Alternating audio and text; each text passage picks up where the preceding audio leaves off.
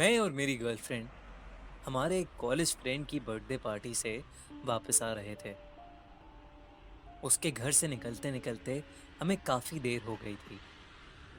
उसका farm house जहां पर पार्टी हो रही थी वो शहर के बाहरी इलाके में था, जो अक्सर सुनसान रहता था। उस रात भी वो हाईवे वैसा ही सुनसान था। हमारे अलावा कोई भी गाड़ी उस रास्ते पर नहीं थी।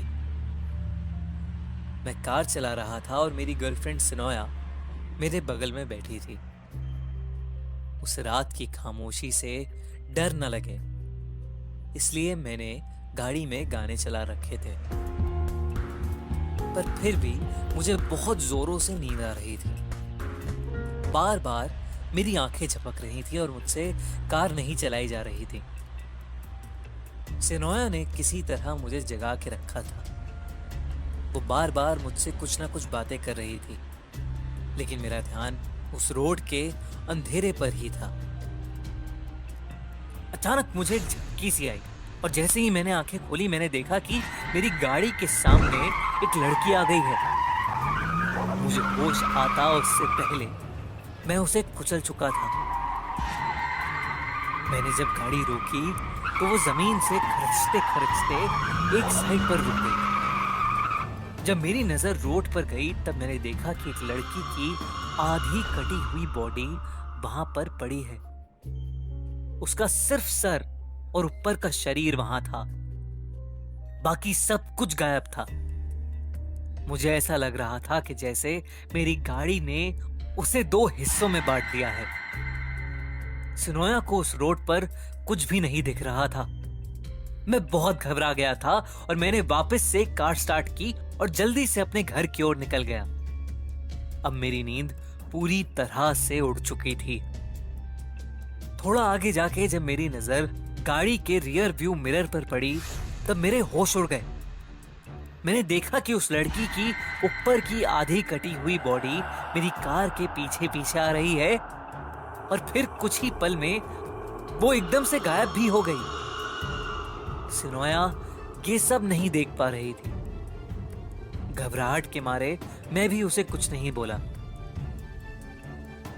वो हाईवे खत्म होने ही वाला था कि मुझे उस लड़की का निचला हिस्सा, यानी उसके दोनों पैर मेरी गाड़ी के सामने से गुजरते हुए देखे। मैंने हिम्मत की और गाड़ी नहीं रोकी और मैं उन पैरों के आर पार हो गया। तभी मेरी कार के शीशे पर उस लड़की की ऊपर की बॉडी आके गिरी। मैं चीख उठा और कार का कंट्रोल लूज कर गया, जिससे मेरी कार डिसबैलेंस होकर पलट गई। सिनोया दूर जाकर रोड पर गिरी। तभी उस हाईवे पर बहुत तेज स्पीड में एक ट्रक गुजर रहा था।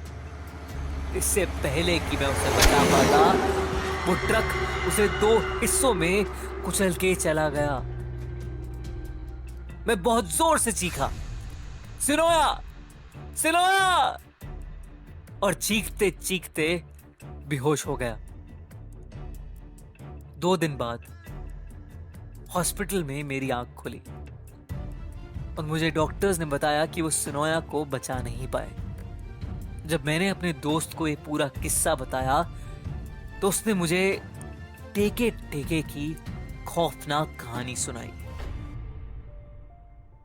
उस दिन से हर रात मुझे एक सपना आता है जहां मुझे ऐसा लगता है कि कोई मेरे पीछे रेंगते हुए आ रहा है और मुझसे आके पूछ रहा है कि उसके पैर कहाँ हैं। मुझे नहीं पता कि वो सिनोया है या टेके टेके, पर उस सवाल को सुनकर रोज रात मेरी रूह कांप जाती है।